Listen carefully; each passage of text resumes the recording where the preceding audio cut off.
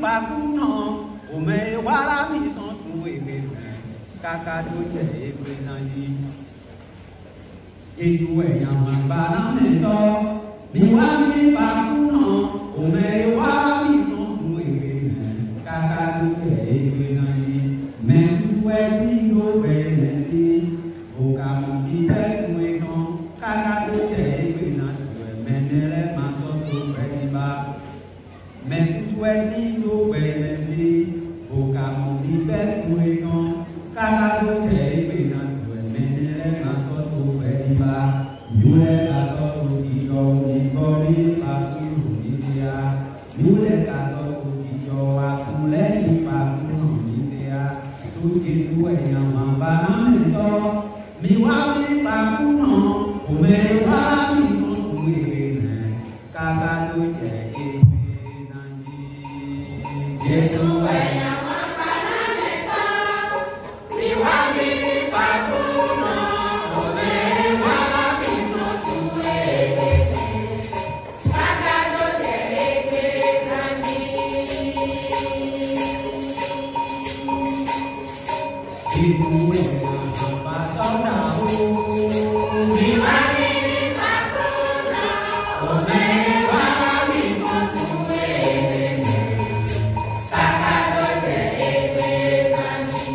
Mais tout ce qui ne fait mes au camon qui est soué non, kaka doje e présenti. Comme elle ma santo perdima. Mais tout ce qui ne fait mes au camon qui est soué non, kaka doje e présenti. Comme elle ma santo perdima. Nous les cassons qui jouent, ni wami ni pakuno ni seya. Nous les cassons qui jouent, amule ni pakuno ni seya.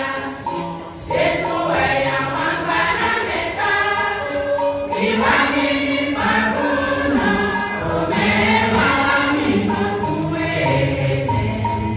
kaka doje e présenti. Jésus est un banamento, mi wami ni pakuno, ome wami son soué, kaka doje e présenti.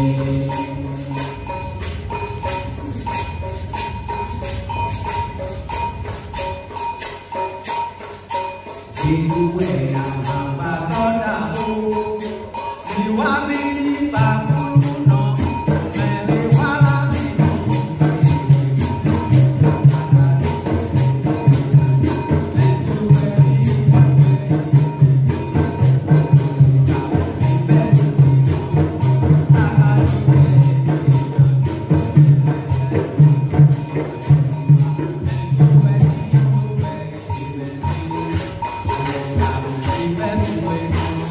kaka doje e présenti.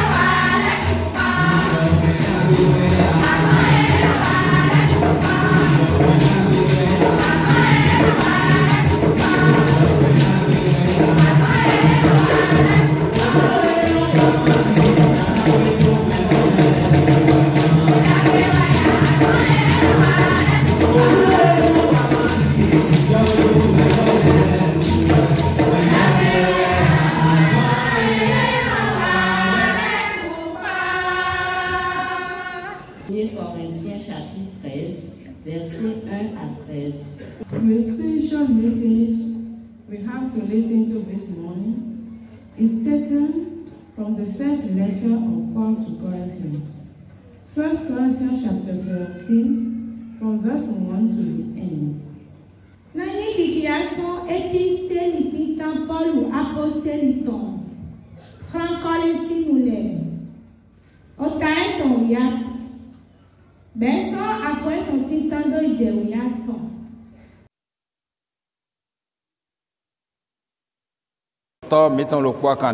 Seigneur, notre unique Père qui existe. C'est là la conclusion de la parole. Ce qu'il nous faut tous savoir. C'est ce qu'il nous faut tous être. Ça. Nous l'avons déjà lu. Nous allons nous enseigner là-dessus. Si c'est cela. L'esprit qui sait s'examiner soi-même pour reconnaître son état. Que cet esprit agisse donc dans la vie de chacun de nous. Afin que l'état que tu souhaites pour nous, c'est signe que tu souhaites que nous procédions pour être semblable à ton Fils précieux Jésus-Christ. Que chacun de nous puisse porter cette marque. Au nom de Jésus-Christ, notre Sauveur. Mes frères, mes sœurs, ce matin, le passage où Dieu souhaite que nous nous servons de cela pour célébrer ce culte, s'est arrêté sur un mot. Un seul mot. Un seul mot. Mais ce mot a de pouvoir. Ce mot est vraiment puissant et dépasse tout mot. Et ce mot, c'est la charité. Il s'appelle la charité. Nous voyons que Dieu a déjà donné plusieurs dons dans son église. Plusieurs sortes de dons. Et ces serviteurs ont reçu et ont rendu témoignage de cela. Et ceux qu'il a enseignés par l'Esprit, ils ont parlé de ces dons aux disciples. Et ils ont vu la manifestation de ces dons sur l'église de Corinthe. Ouais.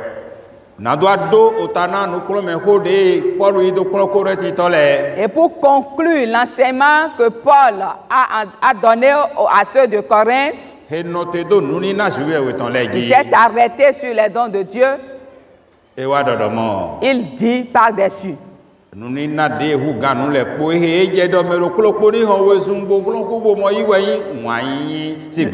Le don le plus excellent que tout le monde doit courir pour avoir, c'est l'esprit de la charité.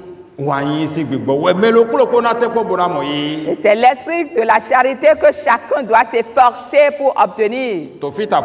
Ici ce matin, mes soeurs, mes frères, depuis que tu as cru jusqu'à aujourd'hui, t'es-tu sondé toi-même? Quel est le don que tu as reçu dans ton adoration, dans ton culte que tu rends? Et que tu pourras prendre cela pour servir Dieu ou œuvrer pour lui au milieu de son assemblée. Ou avec cela, tu pourras œuvrer, exercer l'œuvre au milieu de tes frères et de tes sœurs. Quel don as-tu déjà reçu? Et chacun de nous doit reconnaître le don qu'il a en lui. Si tu n'as pas encore compris que tu possèdes déjà un, est-ce le don de la prédication? Est-ce le don de l'imposition des mains pour guérir les malades? Est-ce le don de la prophétie? Est-ce le don pour pouvoir rassembler les gens pour Dieu?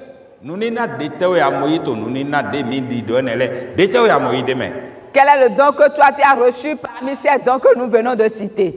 Et après l'avoir reçu, quelle est donc son utilité chez toi?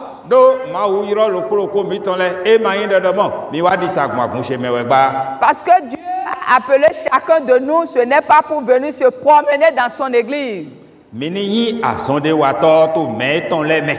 C'est que nous soyons établis serviteurs parmi ces gens. C'est pour cela quand il a appelé les premiers disciples, la Bible nous révèle qu'il n'a pas demandé à ses serviteurs de s'asseoir quelque part. Il dit allez. vous tous, allez. Et il les a envoyés 2 à 2 ou 3 à 3. Et ils sont partis. Il avait un don en eux. Et après qu'ils soient partis, ils ont commencé par annoncer la nouvelle. Et chacun d'eux a reconnu le don qu'il possédait. Paul a su le don qu'il a. Pierre aussi savait le don qu'il avait. Jean aussi reconnaissait son don. Simon aussi. Et toi, reconnais-tu ton don? C'est là l'œuvre qui revient à chacun de nous de faire dans sa vie. Depuis que tu as cru jusqu'à maintenant. Quel est le don que tu as déjà envoyé dans ma vie? Quel est ce don que j'ai reçu? Si tu l'as reçu, tu le sauras. Si tu ne l'as pas reçu, tu le sauras également. Et si tu l'as reçu, tu le sauras. Après l'avoir reçu, si tu mets cela au service de l'Éternel, tu le sauras aussi. Mais si tu l'as gardé sans l'utiliser, tu vas le perdre. Parce que celui à qui l'on donne, qui n'utilise pas cela, qui ne fructifie pas cela, on va lui arracher. C'est là la parole de l'Éternel à l'endroit de ceux qui l'ont reçu. Parce que jamais n'aime les paresseux. Il n'aime jamais les paresseux. Mes frères, mes sœurs,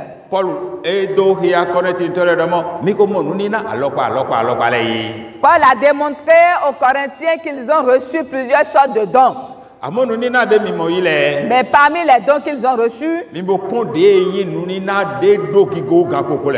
examinez le don le plus excellent que tous les dons. Le don le plus excellent, c'est le don de la charité. Et tout le monde doit l'avoir. Pourquoi il est nécessaire à tous de l'avoir? Le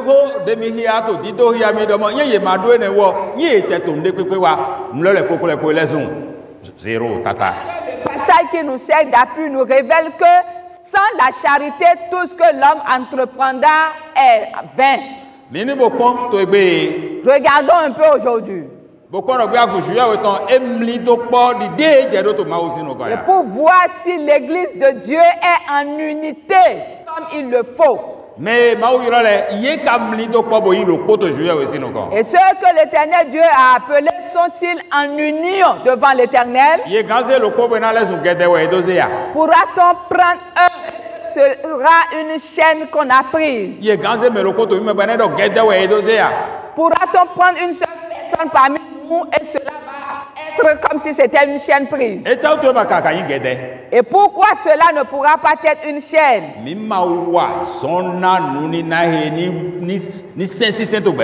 C'est que nous n'avons pas travaillé pour que ce don fructifie dans notre vie, produise dans notre vie. Pour que le don de la charité puisse produire des fruits dans nos vies.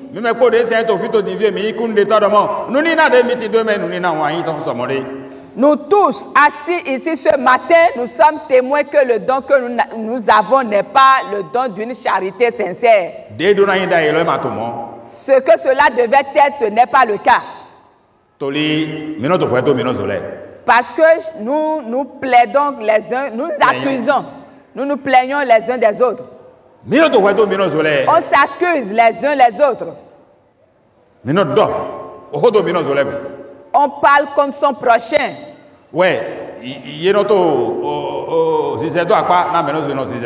Et chacun se cache, s'éloigne de son prochain.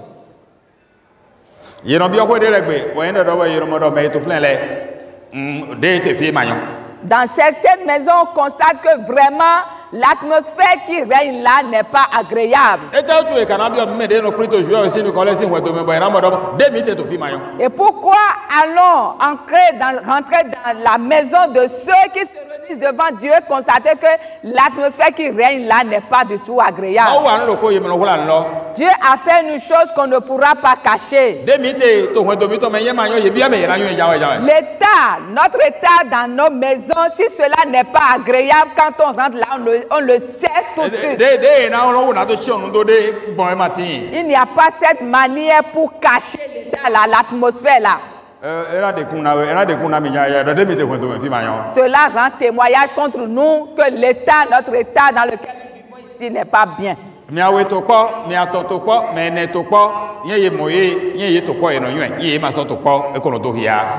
personnes, de 3, de 4 personnes qui vivent ensemble, s'ils vivent dans une charité, on le sait, mais si c'est le contraire, on le sait aussi. Et par quoi saura-t-on qu'ils sont véritablement en union ou par quoi saura-t-on qu'ils sont en désaccord? C'est de cela que Paul nous a parlé ici. C'est la charité. C'est la charité. Quand ces fruits existent, on reconnaît que vraiment l'on vit dans l'union. Parce que cela va signaler, donner des signes par lesquels on pourra les reconnaître. Reconnaissez-vous ces signes? On le constate déjà sur la vue de tous que vraiment il y a de l'harmonie. On sent sur les regards de ceux qui sont là que vraiment il y a de l'harmonie entre eux. Et après les regards, on le sent également dans les propos que l'on fait sortir de sa bouche. Et même si cela n'est pas agréable,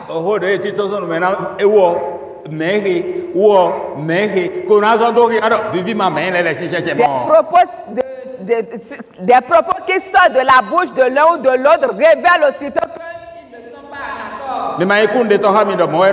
N'êtes-vous pas témoin comme moi que c'est le cas?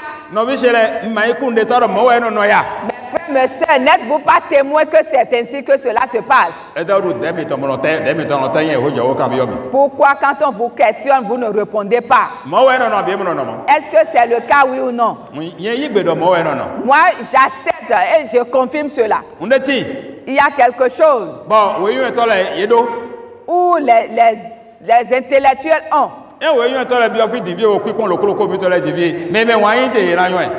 Si les intellectuels rentrent parmi nous et regardent des amis, ne peuvent vont déjà savoir ceux qui ont l'amour en eux.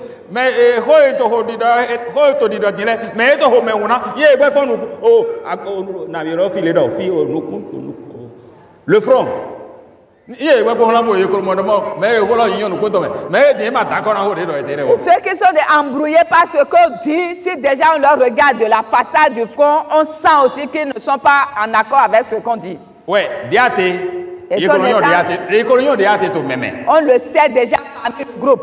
Mes frères, mes sœurs, Paul dit, Dieu nous a déjà donné toutes choses.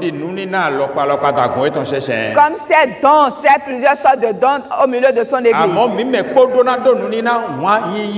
Mais que nous tous, nous devons posséder le don de la charité. Et la charité dont il parle n'est pas une charité venant du monde. Me rapprocher de toi, un amour intéressé qui espère quelque chose de toi, non.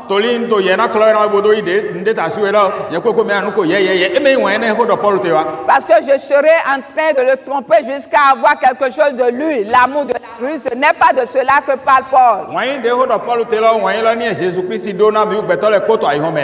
La charité dont parle Paul, c'est de cette charité que Christ a manifestée envers tous dans le monde. Et nous tous ici, nous reconnaissons l'amour de Jésus. Quel signe a-t-il? Et nous tous, nous savons ce signe. Il dit le juste est descendu de son trône de gloire, est venu sur terre et s'est donné en rançon pour les pécheurs. Et quel que soit ce qui se passait, c'est l'œuvre salvatrice qu'il a accomplie. Il a accompli l'œuvre salvatrice. C'était pour les pécheurs. C'était pour les hommes injustes. Mais C'était pour les hommes qui étaient allés contre lui. C'est de cette manière qu'il a agi. Avant que Paul ne s'adresse en ces mots à ceux de Corinthe, il leur a révélé quelque chose. Il dit c'est de cette manière que Dieu nous a créés. Notre état venant de Dieu. Il dit que l'œil ne pourra dire à la main qu'il n'y a pas d'accord, une union entre nous.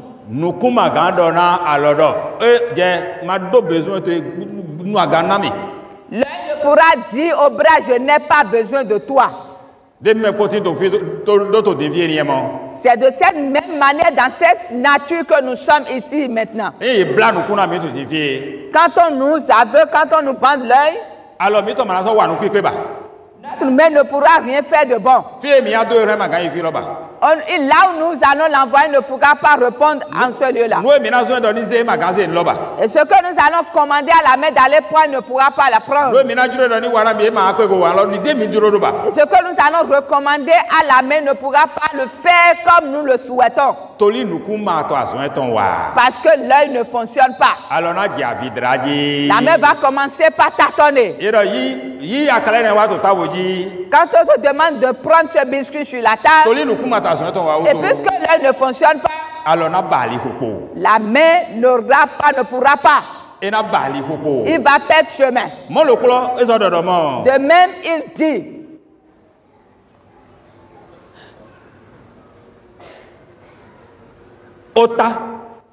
la tête ne pourra dire au pied, je n'ai pas besoin de toi. Que tu vives ou pas, je ne suis pas concerné. Et ici, présent ce matin, qui pourra dire que la tête ne pourra pas offenser le pied. La tête s'est fait amie avec les pieds, raison pour laquelle nous sommes ici ce matin. Parce que lorsque nous avons pris départ de nos maisons, c'est quelqu'un qui était en train de nous guider. C'est ici, c'est la tête. C'est grâce à elle que nous sommes venus ici ce matin. Sans la tête, les pieds qui nous tiennent ne pourront pas. Cela allait tomber dans des trous et nous n'existerons même pas. On allait déjà tomber dans les trous, dans les fosses, et on ne saura même pas si nous existons.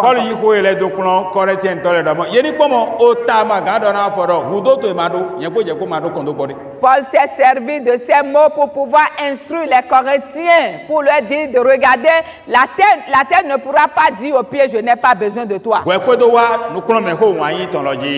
qu'ils ne viennent sur l'enseignement de la charité. Et leur disait que chacun d'eux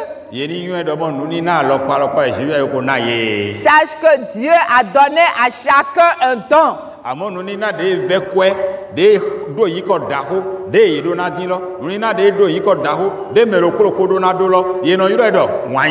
le don le plus excellent, le plus capital, le précieux que chacun doit avoir, c'est la charité. Mes frères, mes sœurs,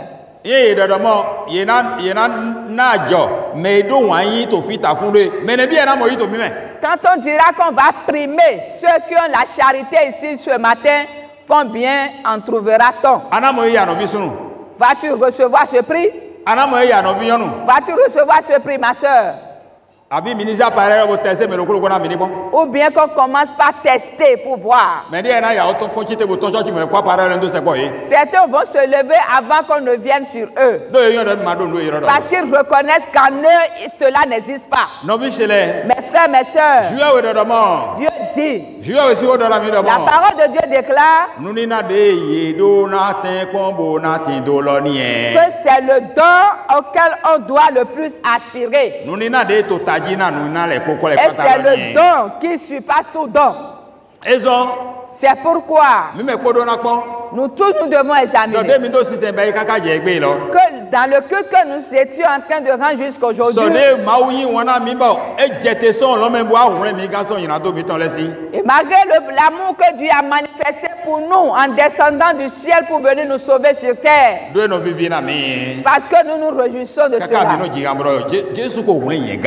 Jusqu'au point où nous avons chanté, nous avons dit Jésus m'a déjà sauvé. Parce que grâce à son amour, nous sommes sauvés par son sang qu'il a versé. Chacun de nous ici ce matin, notre amour à l'endroit de Dieu, par quel signe pourra-t-il se révéler?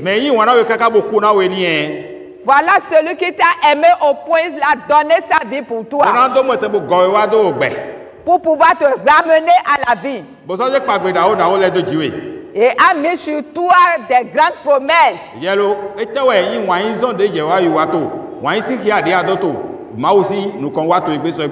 Et toi, quelle est la preuve de ton amour en venant chaque jour devant Dieu?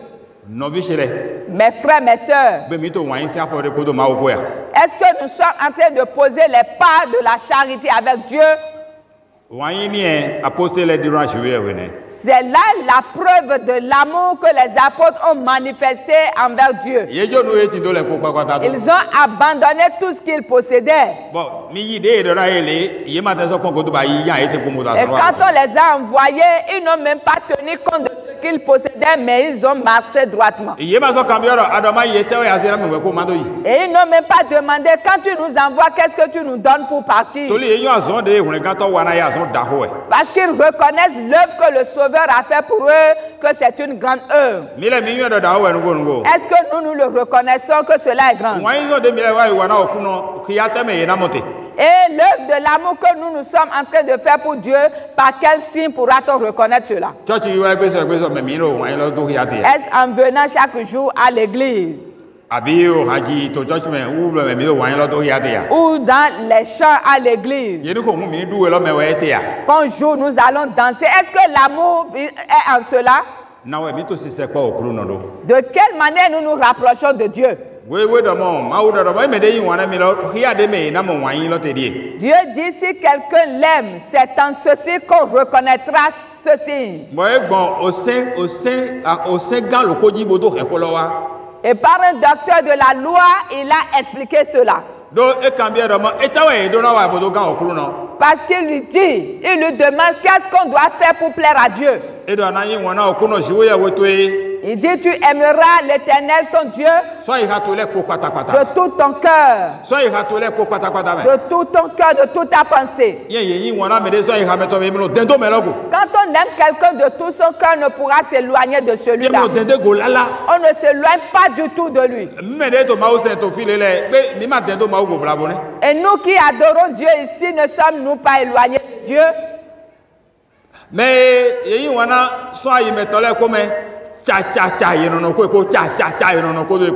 celui qu'on aime de tout son cœur, on est sur le même point d'œuvre que lui.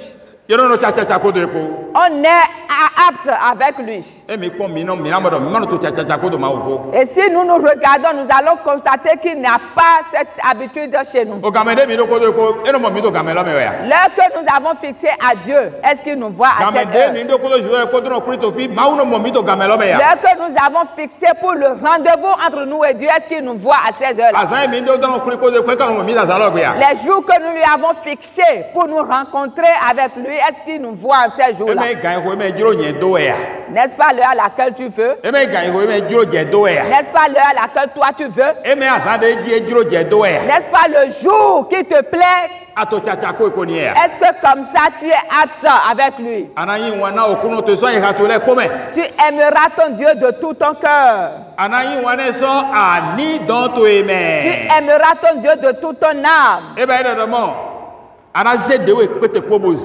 Cela veut dire que tu te donneras entièrement à lui. Qui a déjà atteint ce niveau parmi nous? Qui a déjà atteint ce niveau parmi nous? Bon, et il dit troisièmement, de toutes tes pensées, tu adoreras Dieu.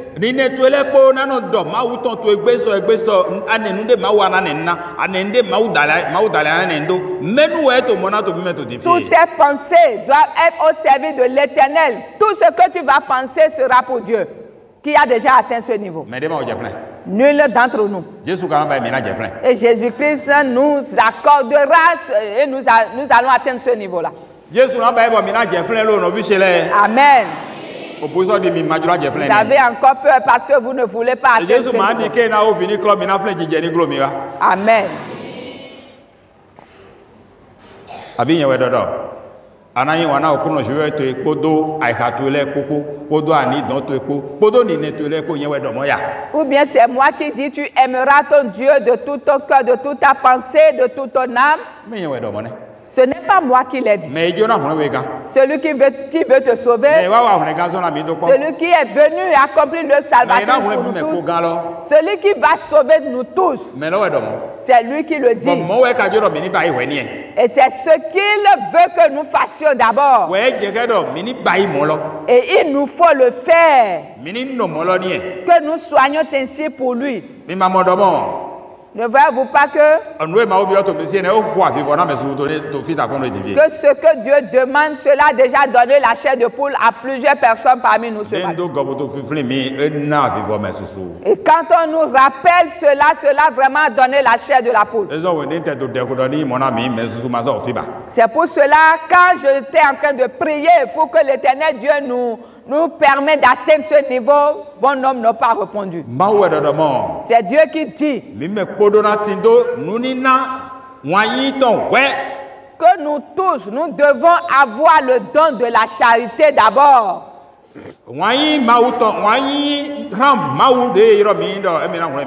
L'amour envers notre Dieu qui nous a appelés nous promet de nous sauver. Et la charité les uns envers les autres.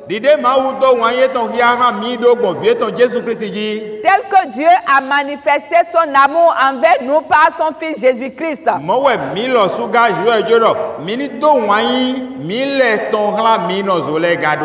C'est de cette même manière que Dieu souhaite que chacun de nous ait de l'amour envers son prochain. De tel amour, de telle charité pourras-tu l'avoir? Est-ce que nous pourrons? Et c'est ce que Dieu veut. La charité qui se sacrifie, qui se met au service jusqu'à se donner la mort pour son prochain. Et on met tout son bien au service pour sauver son prochain. C'est cet amour que Jésus-Christ souhaite que chacun de nous ait pour son prochain. C'est pour cela que lui, premièrement, est venu et elle nous a montré, a posé ses pas d'amour. Mes frères, mes sœurs, je demande quelque chose de vous ce matin. Ce que je vous demande, c'est que nous allons faire une prière. Peut-être dans la parole, tu vas te mettre à faire cette prière en même temps. Quelle est cette prière? Tout ce que nous entendons de la parole de Dieu, que Jésus-Christ les affermisse donc dans nos vies. Et que nous ayons tous le pouvoir pour les mettre en pratique. Que nous ayons les souvenirs de ces choses dans nos vies.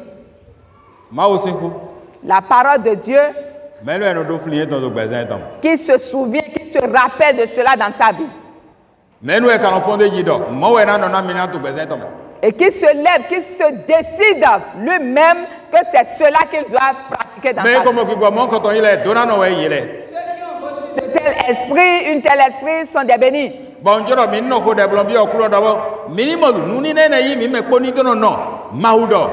Et je souhaite que dans vos prières, vous demandiez à Dieu que c'est ce que ta parole déclare et c'est ce que nous désirons.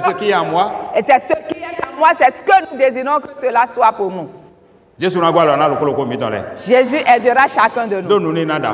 Parce que c'est vraiment un grand don. Qu'est-ce que Paul disait aux Corinthiens? Il dit, regardons. Quand je parlerai les langues, diverses sortes de langues,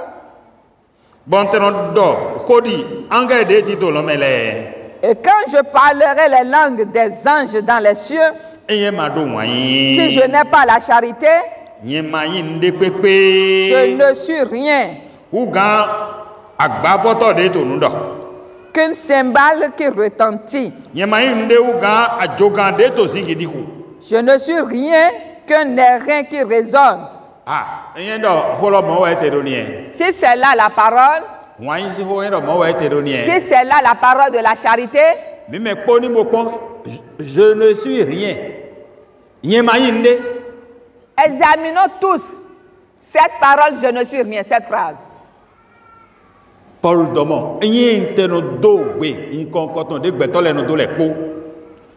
dit, même quand je parlerai les langues des hommes et la langue des anges, si je n'ai pas la charité, je ne suis rien. Cela doit vraiment faire peur. Si je n'ai pas la charité, je ne suis rien.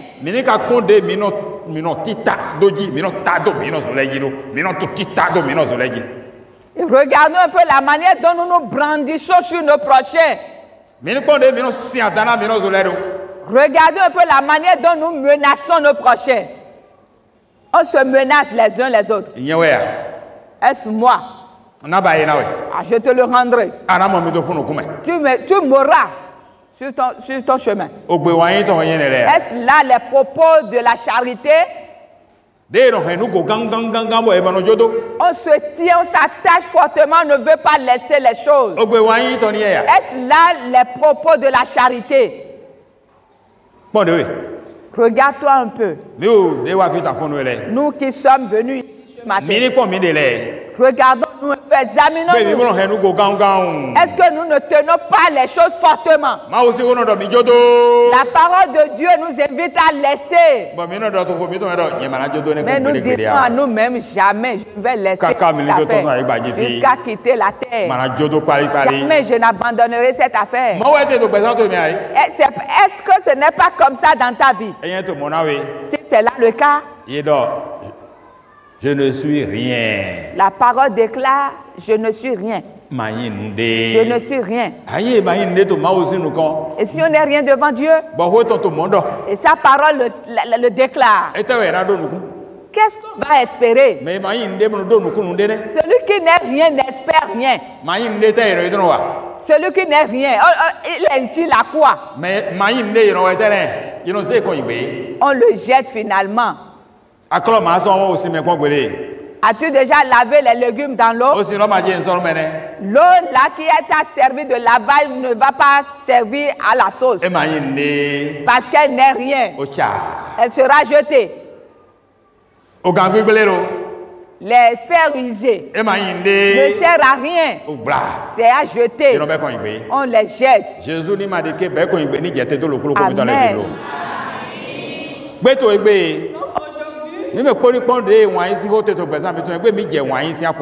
Regardons un peu comment cela se passe.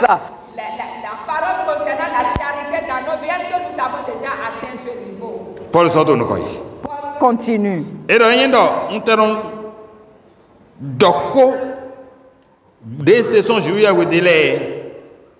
Verset 2. Oui. Et quand j'aurai le don de prophétie, de la science et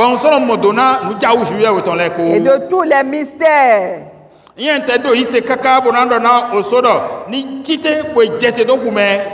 quand j'aurai même la foi pour recommander, la foi jusqu'à transporter des montagnes, si je n'ai pas la charité, ne sur rien. Mais mon Colossiens 6:6 te défier. La profondeur, considérez la profondeur de la parole. Tu as reçu le don où quand tu ordonnes, la maladie quitte l'homme. Tu vois déjà que Dieu t'utilise. Et tu te vois comme un instrument de Dieu. La Bible déclare que si tu n'as pas la charité, tu n'es rien. Donc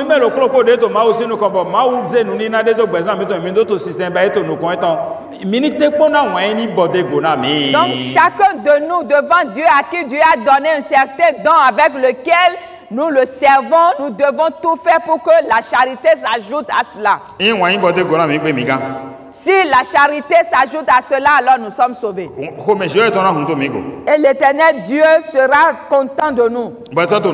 Et il progresse. Il dit, mais bien. Et quand je les distribuerai aux pauvres, au point où je livrerai même mon corps pour être brûlé. Si je n'ai pas la charité, cela ne me sert de rien. Cela ne me sert de rien. Ne soyons pas des serviteurs inutiles. Pour cela que chacun de nous court vers les fruits de la charité pour les porter devant Dieu. Car la Bible nous a déclaré quelque chose. Ne doit rien à personne.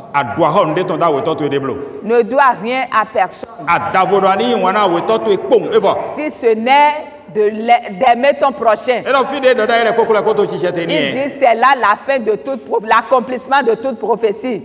Ne doit rien à personne. Aime ton prochain.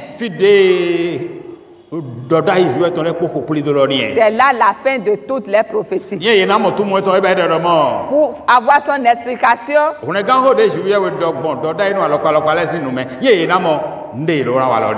salut que Dieu, par le biais des prophètes, ont dit, si on doit avoir l'accomplissement, c'est là qu'il faut s'arrêter. Donc nous avons quelque chose à faire chacun dans sa vie. Nous sommes au service de Dieu. Nous sommes dans l'église de Dieu. On nous appelle pour une œuvre, nous sommes prêts. Nous devons avoir quelque chose en nous d'abord, pour lequel Dieu doit nous rendre un témoignage. C'est avoir la charité en nous-mêmes. C'est là ce que Dieu souhaite de chacun de nous. Et le 4e verset donne les fruits de l'amour. Si quelqu'un a la charité, c'est un homme patient. Il est plein de bonté. Il n'est point envieux. Elle ne se vante de rien. Elle ne s'enfle point d'orgueil. Il agit selon sa capacité. La capacité, quand il n'a pas la capacité de quelque chose, il ne le fait pas. Celui qui a de la charité ne fait rien de malhonnête. Si tu as de la charité, tu ne feras rien de malhonnête. Celui qui a de la charité ne se vante pas. Et il ne s'irrite point. Et celui-là ne garde pas rancune. Il ne s'irrite point. Et il ne soupçonne point le mal.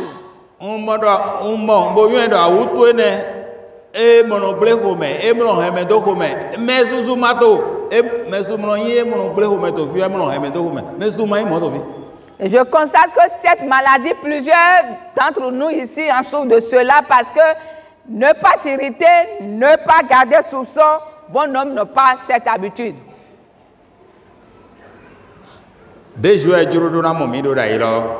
La manière dont Dieu désire nous voir, c'est que je ne dois pas m'irriter. Je ne dois pas soupçonner le mal. Et le niveau que nous avons déjà atteint dans la foi,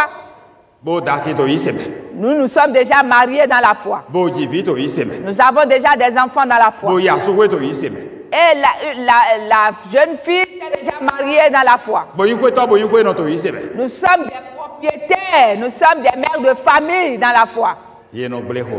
On s'irrite, on soupçonne le mal pendant des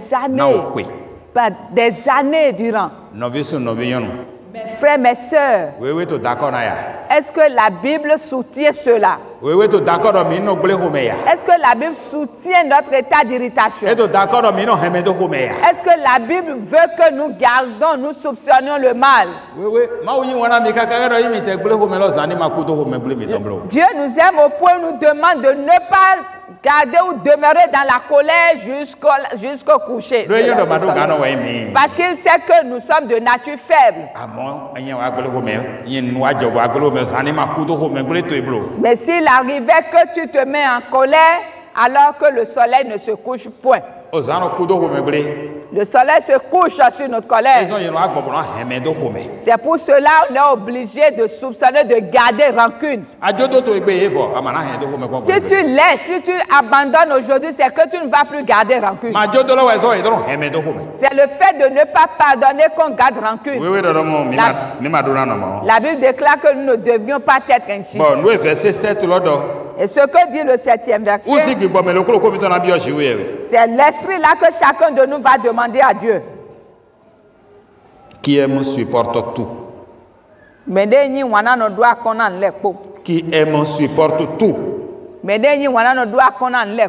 Et garde en toutes circonstances la foi.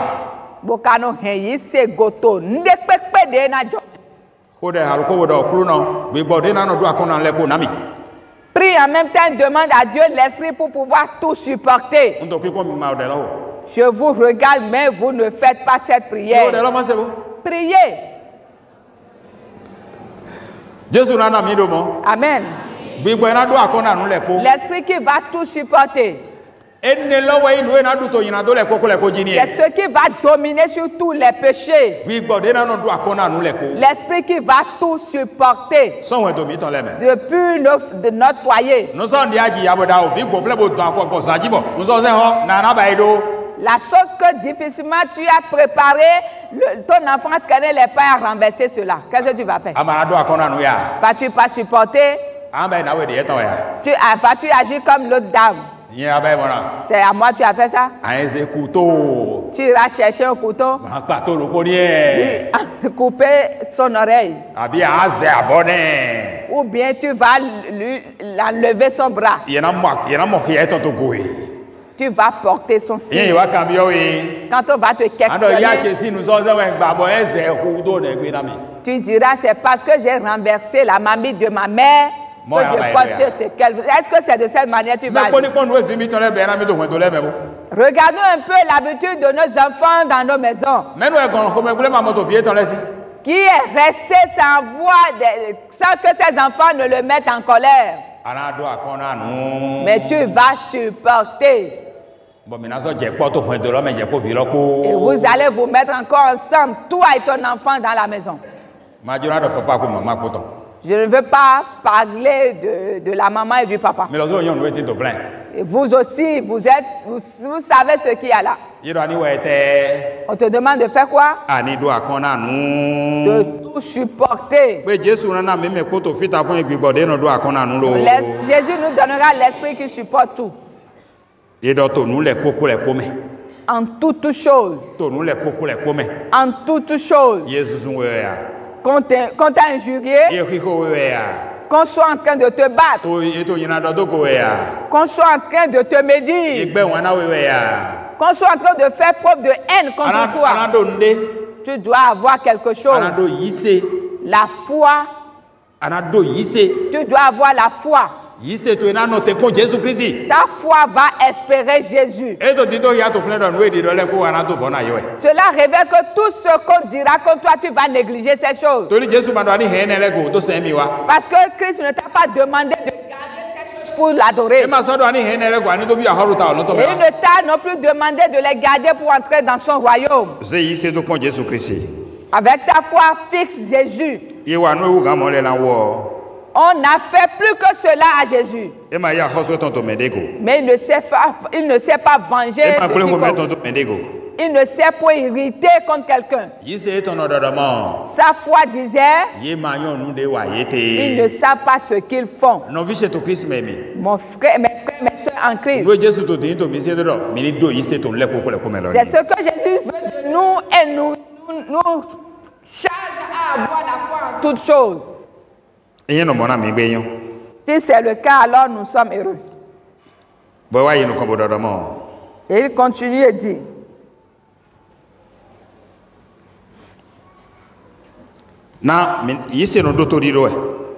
la foi espère. Si quelqu'un a la foi, il doit avoir de l'espérance.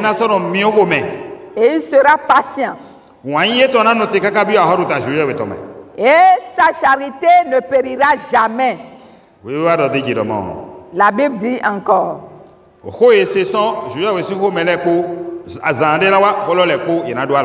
Que les prophéties prendront fin. Tout don cessera, les dons cesseront aussi. Ainsi que les connaissances. Car nous connaissons aujourd'hui en partie.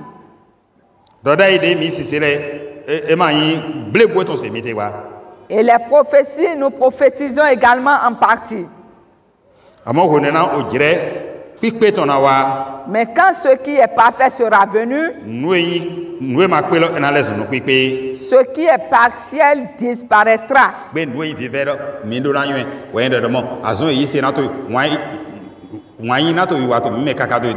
Donc ce qui est important pour nous, c'est que nous devons savoir l'œuvre que la charité sera en train de faire en nous jusqu'à la fin. À notre parole, nous dirons dans la première épître de Jean, chapitre 3, au chapitre 3, versets 16 à 19. Versets 16 à 19. En ce qui a donné sa vie pour nous, nous aussi, nous devons donner notre vie pour les frères. Si quelqu'un possède les biens du monde et que, voyant son frère dans le besoin, il lui ferme ses entrailles, comment l'amour de Dieu demeure-t-il en nous, petits enfants? N'aimons pas en parole et avec la langue, mais en action et avec vérité. Par là, nous connaîtrons que nous sommes de la vérité et nous rassurerons le cœur devant nous. C'est là la parole que nous allons encore entendre de plus. Voici comment faire pour reconnaître que nous avons de l'amour. Christ a donné sa vie pour nous. De même, nous aussi, nous devons donner notre vie pour les frères. Nous devons le faire les uns avec les autres. C'est qu'on nous dit, nous devons. Nous devons. Mais avant de faire cela, on doit laisser les problèmes. Les vaines paroles auxquelles nous attachons, nous devons les délaisser. Il m'a fait ceci, il m'a dit cela, nous devons laisser ces choses partir de nos cœurs. Et si quelqu'un possède les biens que Dieu lui a donnés, et que voyant son frère ou sa soeur dans le besoin,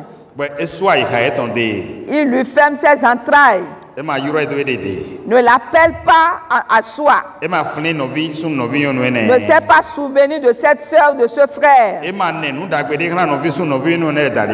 rien pensé de bon à l'endroit de ce frère ou de sa soeur, comment l'amour de Dieu demeure-t-il en lui? Il va se souvenir de son frère d'abord. Ou de sa soeur d'abord. Et l'honneur qu'il les faut donner, il doit les donner. Il fera pour lui ce dont il a besoin. Après avoir agi ainsi, on dira que tu es quelqu'un qui aime Dieu. Mes enfants, n'aimez pas en parole. Dieu sait comment l'homme doit vivre sur la terre. N'aimez pas seulement en parole. Je t'aime, c'est mon ami, c'est mon ami. N'est-ce pas ce qu'il y a dans le monde aujourd'hui? Où est-ce que tu iras sans entendre ces mots? C'est mon ami. C'est mon ami. C'est cela, c'est ce reflet que nous avons à la bouche. Mais va regarder le dedans. Le cœur. Le cœur. Va regarder le cœur. Voici, c'est exactement de l'abondance du cœur qu'il fait sortir ces propos-là.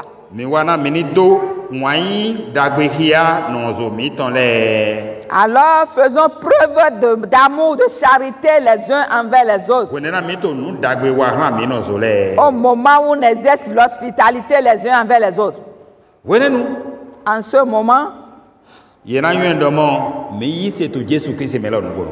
par là nous connaîtrons que nous avons cru en Jésus-Christ. Oui, nous appartenons à la vérité. Donc vérité, Jésus est quand même. Ok.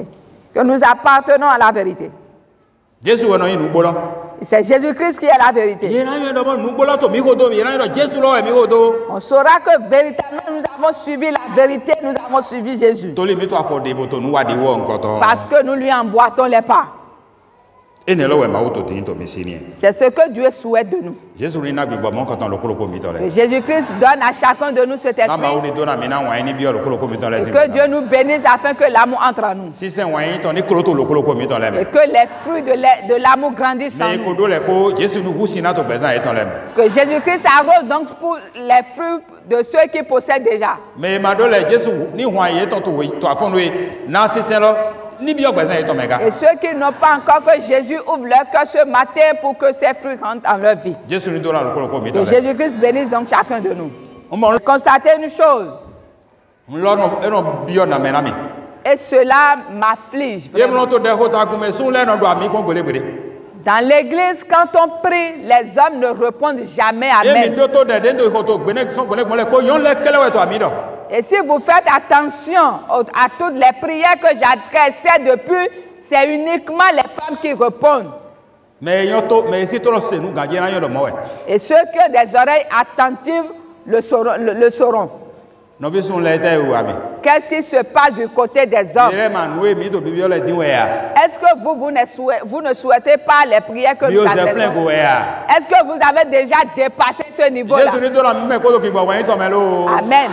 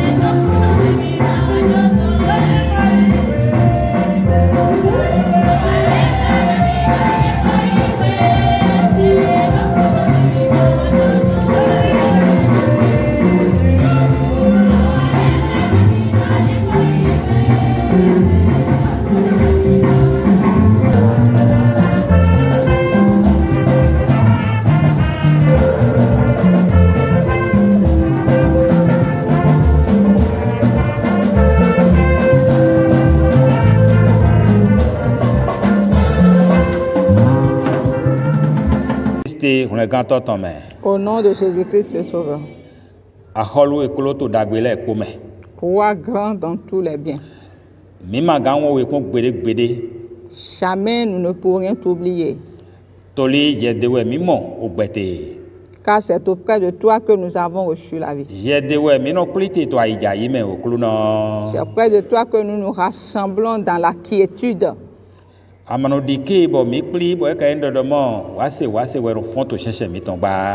Tu n'as jamais permis au cours de notre assemblée qu'il y ait du trouble.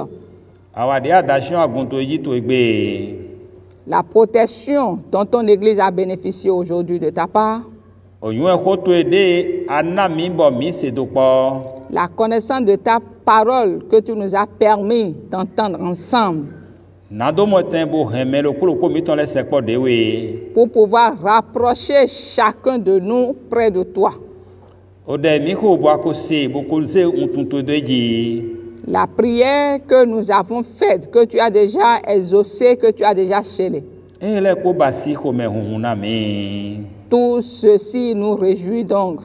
Et nous rendons grâce pour cela. De même, nous te magnifions pour cela. Parce que tu le fais pour nous en secret. Et nous te glorifions ici en ce lieu. Reçois nos actions de grâce. Reçois nos louanges de cet instant-ci. Qui avons-nous? Seul toi.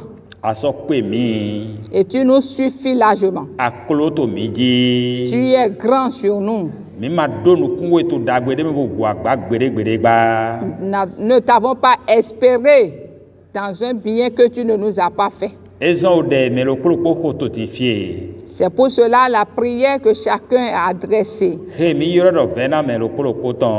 que nous avons considérée comme préoccupation personnelle ou besoin personnel. Adressé vers toi par la foi, chacun de son côté. Au nom de Jésus-Christ le Sauveur. Qu'il soit réalisé à chacun de nous. Notre unique Père qui existe. Nous prions vers toi pour notre nation, le Bénin. Car nous voulons vivre tranquillement dans la paix dedans. Au nom de Jésus, permets donc que ton règne dirige ce pays. Au nom de Jésus, que ton esprit soit distribué dans la vie de chaque Béninois pour opérer un changement. Tous les blocages dans le pays. Que ces chemins soient ouverts.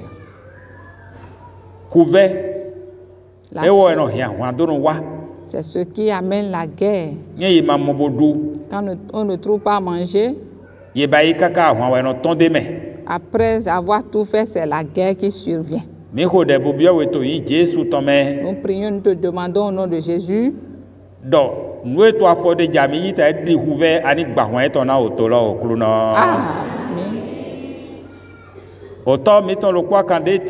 Notre unique Père qui existe.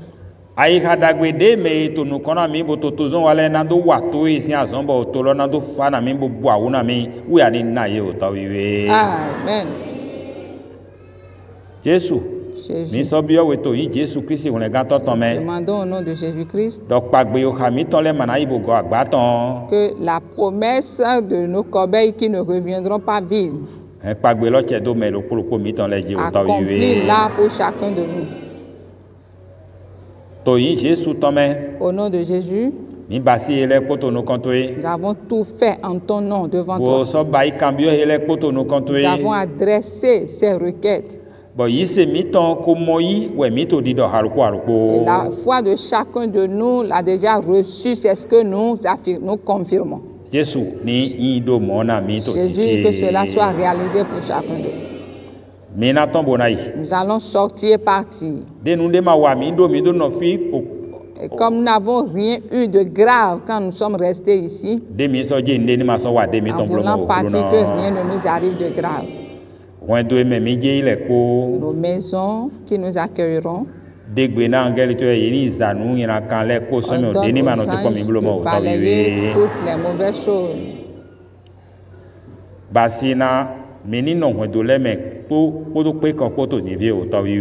Amen. Les autres prières pour nous, Seigneur. Jésus-Christ, Au nom de Jésus-Christ, notre Sauveur. Alléluia. Alléluia. Mini pagigona okruno miton, igo na oto miton etin to lome.